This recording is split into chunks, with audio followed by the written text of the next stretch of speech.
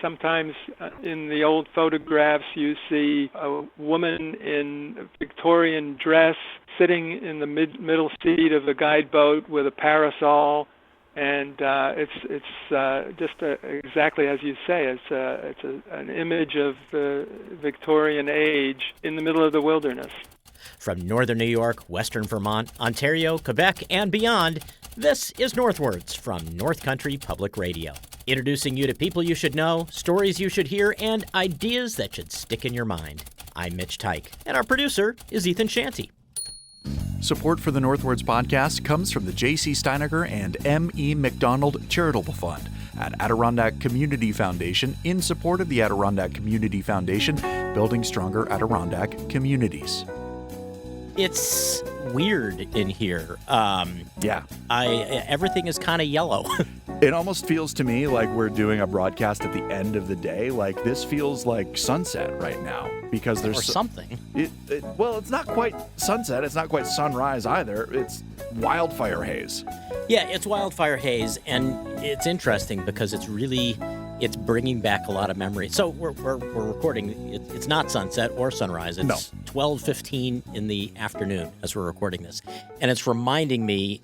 So I lived in Flagstaff, Arizona for 7 years, and one of the things that I did a lot of when I lived in Flagstaff was cover wildfires. NPR would pay me to get in my car and drive to Colorado sometimes and cover wildfires. Back in the days where wildfires seemed less common. Almost quaint. Yeah, and by comparison. There's definitely a familiar look to the wildfire haze that's in the sky. I will say the nice thing about this haze is you can't really smell the smoke here. You know, we're hundreds and hundreds of miles from where these wildfires are burning.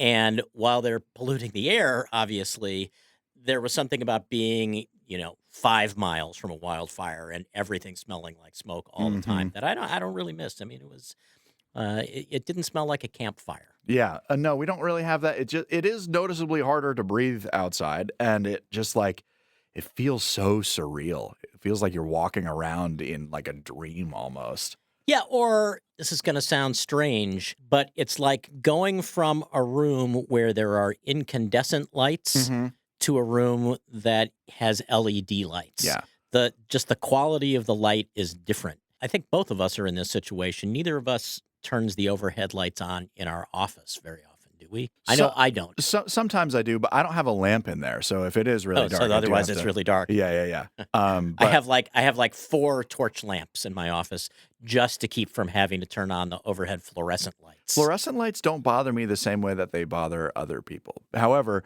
what I will say that I hate about fluorescent lights is every time I use the bathroom in this building and I look in the mirror, I feel like I'm dying because the fluorescents really bring out the dark circles under your eyes. So are we talking about the NCPR lounge down the hall? Yeah, that one's got softer lighting because it barely has a bulb that works. So I was going to say that's my fault because at one point the light burned out in there, and the only light that I could find, the only light bulb I could find was the one I put in there. And it's going strong. It's going strong, but it's not really meant for bathroom use. Can I tell you about It's like a porch light. It is kind of it's attracting a lot of moths in there. Can I tell you about the weird thing that happened this week? I'm going to tell you. Sorry, that's my built-in bug zapper. My hearing aid died in the middle of the day on Monday, which was, you'll know this, a giant inconvenience. I will note that my hearing aid died in the middle of the day on Sunday. Oh, really? Or hearing aids. Yeah. So because you wear two, I just wear the one. I just hadn't recharged them. Well, so I recharge them at the before I go to bed every single night. Well, good for you. Thank you. Do you forget to do it? Well, usually I have them plugged in all the time, but I had them in the office, obviously, and then I brought them on a work trip I did to the Southern Adirondacks, and it had just been like a week since I had charged him. And, Oh, wow. I could not go that long. But you don't wear yours all the time. No, because I have the issue. See, because I wear 2. Yes. And so it's really an inconvenience to put headphones. I don't have the.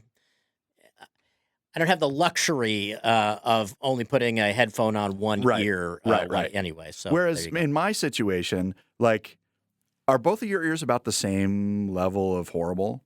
Yeah, I would say so. Okay, so when you take off your hearing aids, there is an equilibrium. Yes, there is. When I can't use my hearing aid, there is not an equilibrium because my left ear is pretty decent and my right ear is horrible. So if it dies in the middle of the day, I just feel like a cat that's off balance, walking around. And so after work, first of all, I was Googling to see if I could maybe just buy like a brand new charging port so I could like have one at work and have one at home. That is a good idea. Except, they are like $200 or something. For mine, it's $200, and I was like, I'm not going to do that. And then I remembered, sometimes people use Apple AirPods as hearing aids if they can't afford like the hugely expensive ones.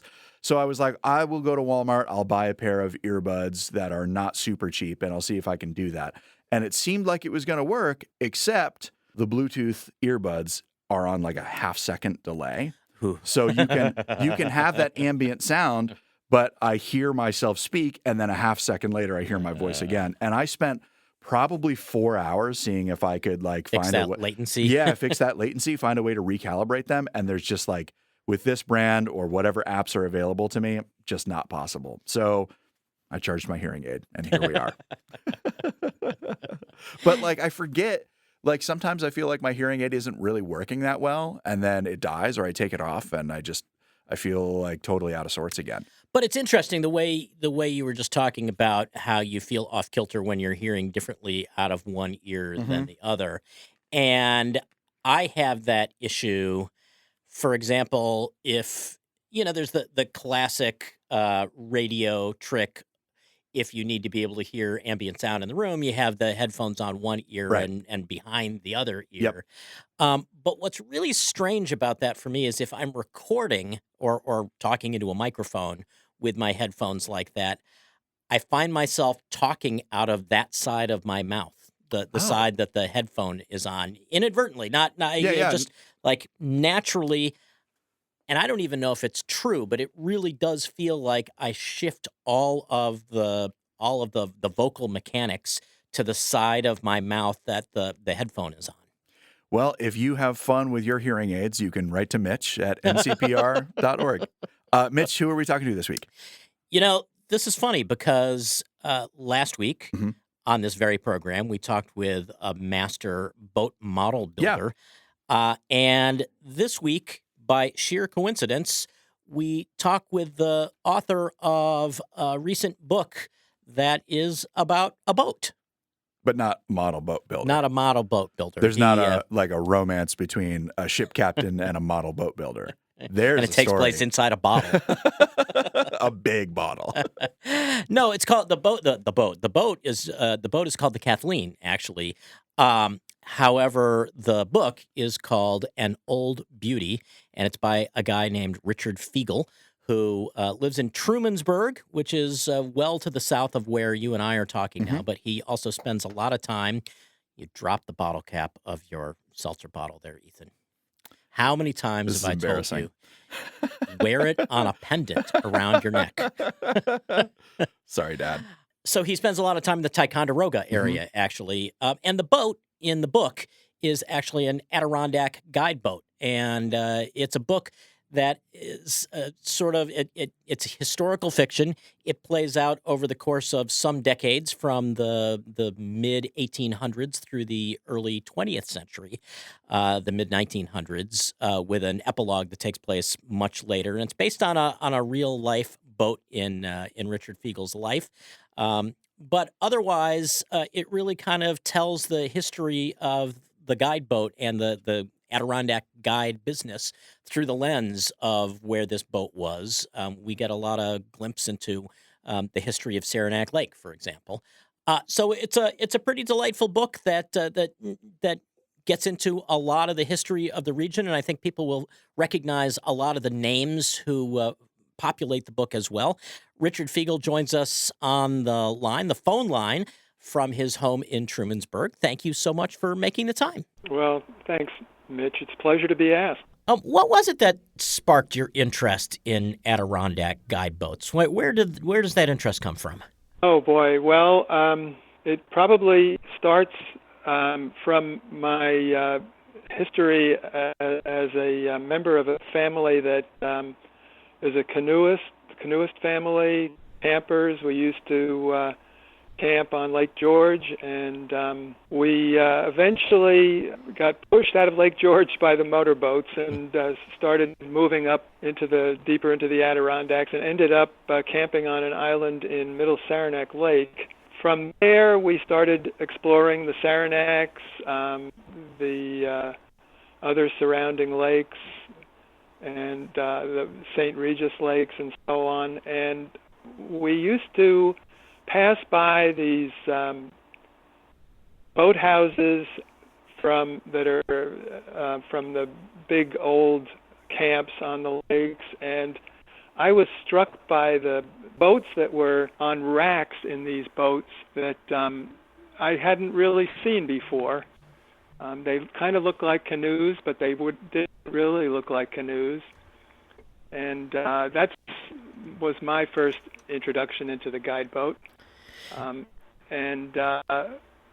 never saw any guide boats on the lakes for many years, but we did go and visit the exhibits at the Adirondack Museum, and I started to learn about the history of the guide boat, and I started to appreciate the craftsmanship of the boat.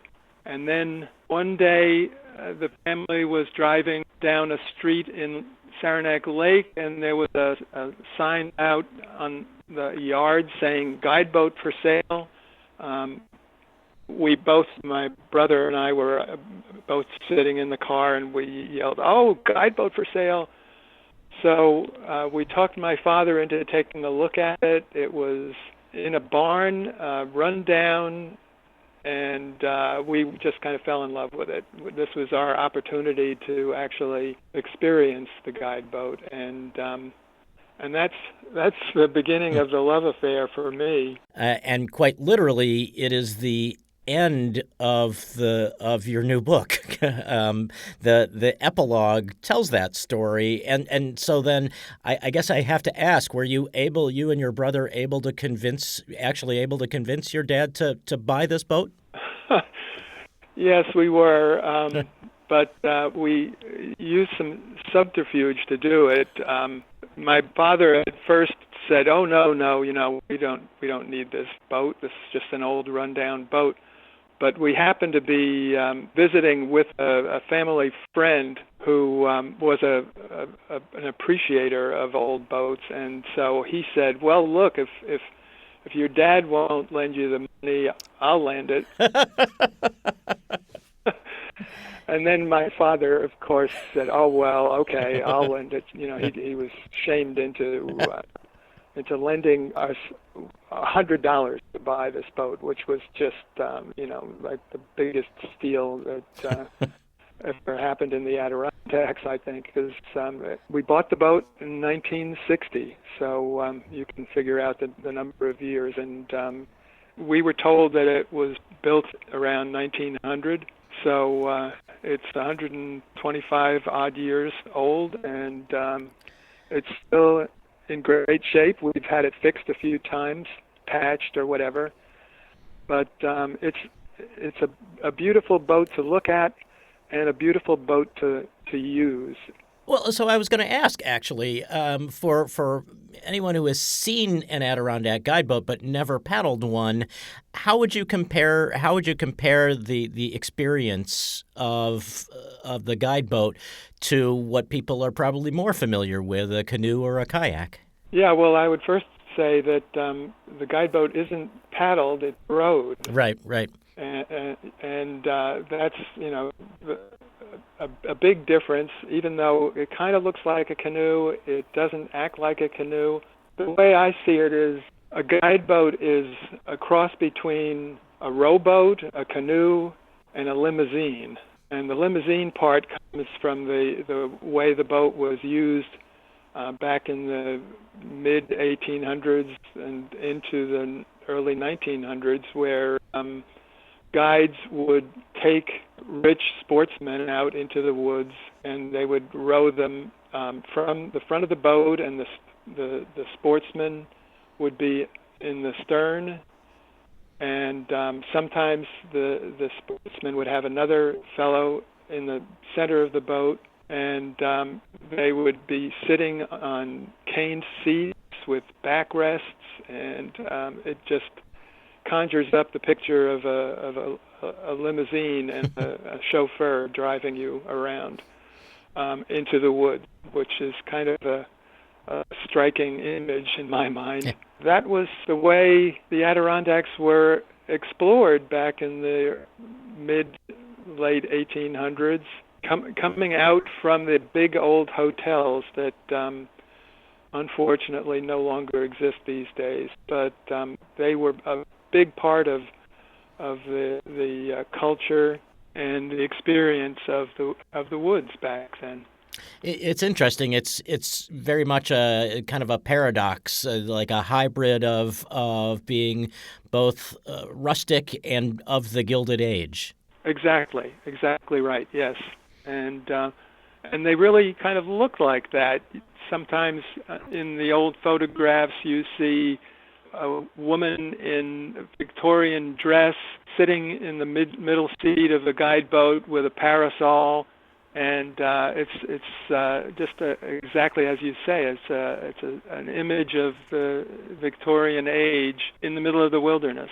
So your guide boat, as we learn in the epilogue, does it actually? I guess because this is a hybrid of history and also fiction. But does your guide boat indeed have the name Scott Patterson engraved in it? It has the initial P engraved in one of the decks, and the woman who sold us the boat told us that the boat had belonged to a guy named Scott Patterson. That's about as much as I know about Scott Patterson. The rest is fiction, but the rest of the story is built on a lot of stories of guides and sportsmen and the history of guide boats and canoes and the lore that was built up around the boat, and it's very much a mix of history and fiction. I used to kind of be skeptical about historical fiction. I thought it was kind of a coming out of writing much more about nonfiction books about history. I was reluctant to ever dabble into fiction, but I kind of came around to it. Historical fiction has something to offer to the history. Well, yeah, I wonder. I mean, do you think was it almost a gift that you weren't able to really find anything out about Scott Patterson himself because it let you kind of create the Scott Patterson you wanted, but put him in the orbit of all these other real people? Yeah, that's a very good way of putting it. I think I was freed from straight nonfiction narratives to explore some of the other themes and stories that I was interested in. And one of them, for example, was the story of the hotels and experiences of the fires that burned down most of the hotels, which are a big part of the history of the Adirondacks. And another theme that has fascinated me is the history of the sanatoriums, the history of Saranac Lake as a TB sanatorium and a refuge and a place for TB patients to heal, and the story about told in the book about the old guide who puts an ad in the newspaper to see if he could help some TB patient who isn't recovering to take her out into the woods and And that comes right from a book called The Healing Woods, which was written by Martha Reben back in the 1950 maybe. It's a lovely story and a true story that I was able to weave into the tale using fictional Scott Patterson as the guide. Yeah. Well, and let's talk a little bit more about Scott Patterson and the people that he's really based on. Can you give us a better sense for what the role of the Adirondack Guides was and how it kind of evolved in the decades that this novel plays out in? The figure of the guide really kind of started with woodsmen who were engaged by these rich sportsmen, just a few of them in the beginning days, but then more came into the woods, and the role of the guide evolved from somebody who could take neophytes into the woods to somebody who could show people how to live in the woods and act kind of as a servant to these wealthy men. And yet he was also a mentor because he had to take care of them and show them how to survive. And I became fascinated by this dual role of the servant and the mentor and the interaction between men who were used to running the show, being bosses.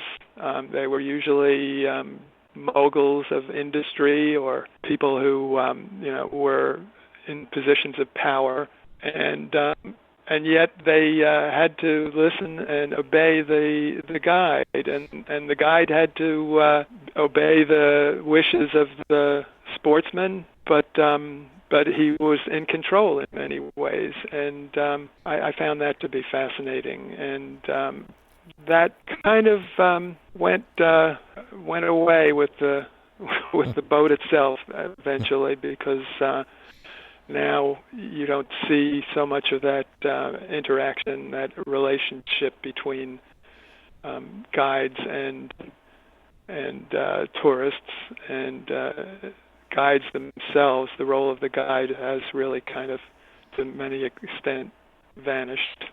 There's a moment in this book that, obviously based on a real historical event, that was really sort of a seminal moment for the Adirondacks, and that is when the publication of a very real book came out that kind of saw trips to the Adirondacks as a democratizing force, if you will. Suddenly, it went from just the wealthiest and most adventurous to make the claim that anybody should make their way to the woods. Yes, and that's pointed out by many historians as the end of the era of guides in the Adirondacks, which I don't think is true, but it certainly was a turning point in the history, really, of the Adirondacks and the tourism history that evolved, and then the introduction of motorboats and cars, automobiles, and how that has changed the Adirondacks completely. Yeah. I was thinking a lot about this book this past weekend. I had a drive from the St. Lawrence Valley, where I live, to and from Chestertown in the southern Adirondacks. And as anyone who has ever driven in this part of the world knows, there are not a lot of direct roads from here to there. But in the era in which most of this book is set, getting from here to there was a waterborne challenge, right? Yeah, that's how the Adirondacks became accessible, was by water, and the Adirondacks is unique in that respect. It's a mountainous region, a roadless region originally, but it's full of all of these waterways and lakes and connections that opened the region to the outside world. And when this book starts out, well, not the first chapter, but in the second chapter, where the real history starts out, it starts out in the St. Lawrence Valley around Malone, and the protagonist, Bill Martin, who eventually establishes the hotel that becomes the hotel at Saranac Lake.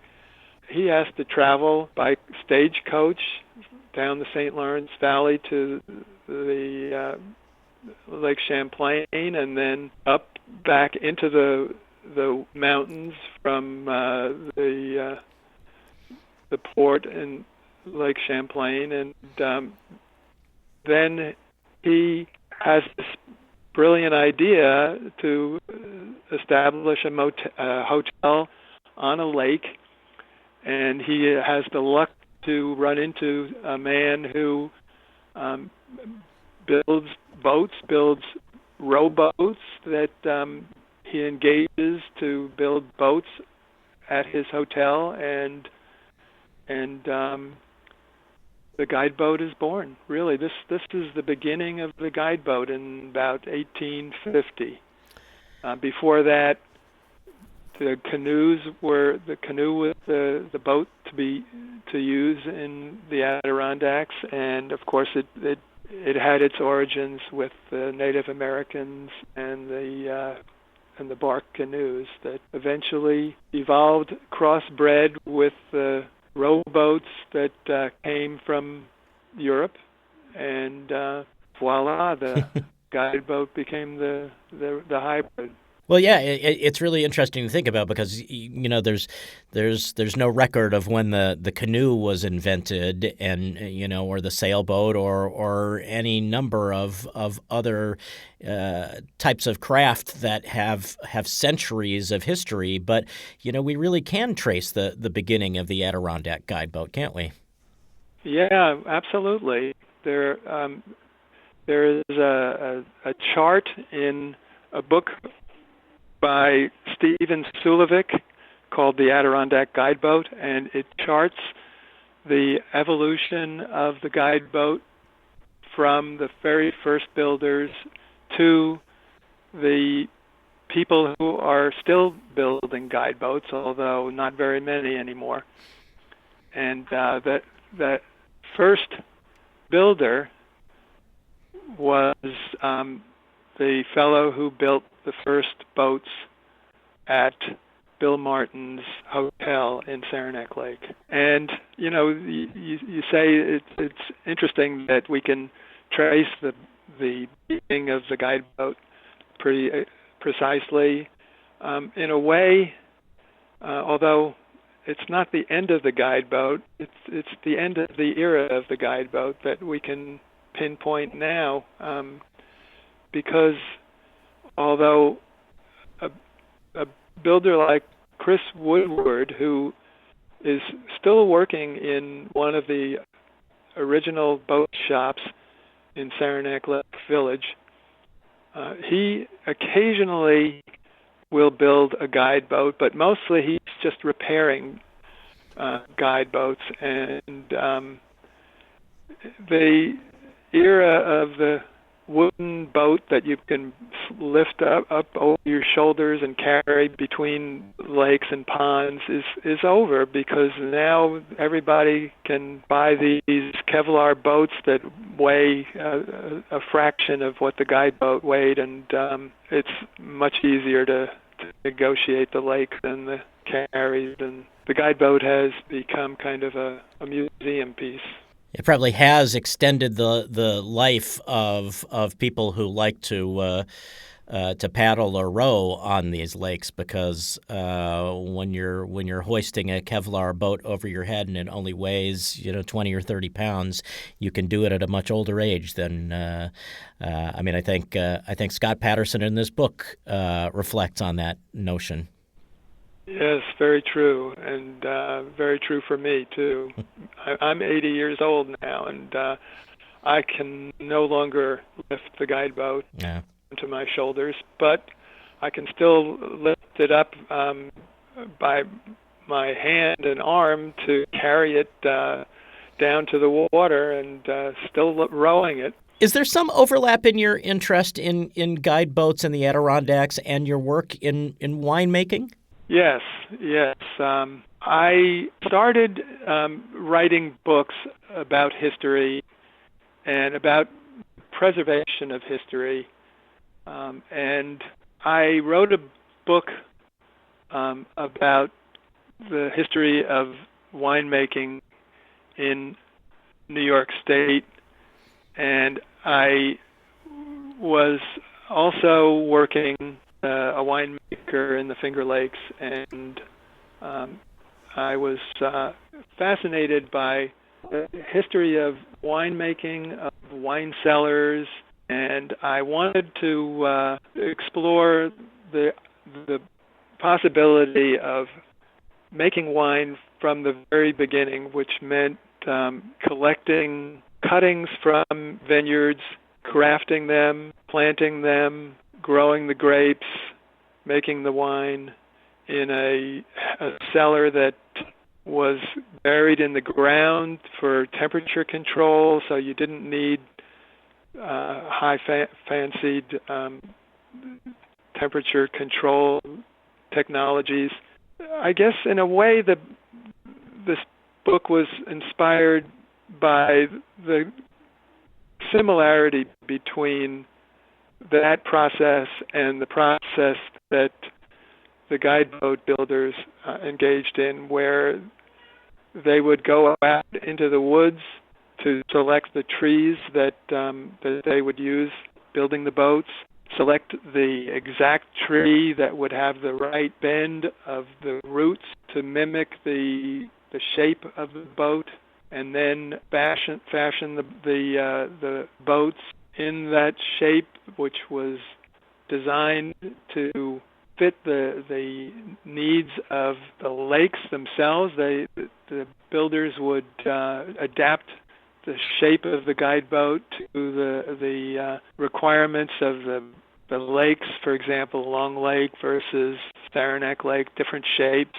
Boats would function differently. And then the appeal of taking this raw material and ending up with a useful object. And in this case, it was a guide boat. In my career as a winemaker, it was producing a wine that I could sell myself out of the tasting room. So it was an interesting way to explore how you can begin with raw materials and end up with something really nice. It's a similarity in attention to craft and attention to detail. Exactly so. Did you have to resist the urge to have one of your characters open a bottle of wine in a guide boat? Not in a guide boat, but there is a scene in the book where one of these sportsmen invites Scott Patterson to his estate on Long Island, and he opens a fancy bottle of wine, more than one bottle of wine, and I managed to wangle the wine story back into the guide boat story too. Little special detail for people who know your earlier work. My wife appreciated that one. Well, Richard Fiegel, it's a charming book, and I'm so grateful that we had a chance to chat about it. Well, so am I. It's been a real pleasure, and I appreciate your interest and your questions. They were very good questions that are revealing a lot about the book and the history.